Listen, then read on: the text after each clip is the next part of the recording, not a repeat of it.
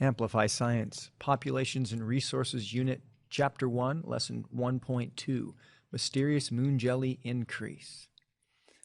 Step 1, we begin with a warm-up in which you're introduced to a moon jelly. In the space below, you're asked one question, and you get a place to respond. Please hit hand in when you're done. The teacher will then present to you a video on scientists who study jellyfish to give you some background information on the jellyfish ecology.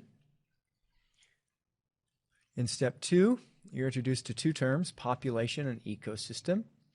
After you go over the definitions of those terms, you'll hit next and move to the second screen of step 2, in which you get to discuss possible reasons for the jellyfish population increase.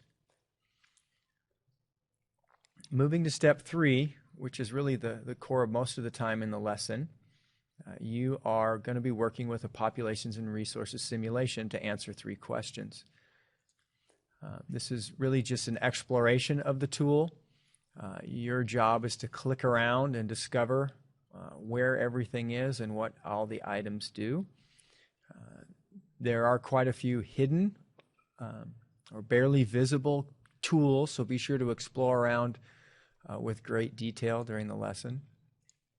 And then you head back to your Amplify screen, and in the second screen of step 3, there is a table. Notice you can add rows. If you collect more information than what's given here on the screen, you decide to collect more than just information about one organism, you can add multiple rows. Once you've had a chance to explore the simulation and address the questions, you move on to step 4. And in step 4, you have an article set. And when you open the article set, whether it's embedded or in an extra tab, that's up to you, whether you go to the library or not. Here it is. You get a chance to annotate. It does ask you to read one article. It might not be a bad idea if you have extra time to move on and read more than one. Again, each chapter is separated by the previous and next buttons.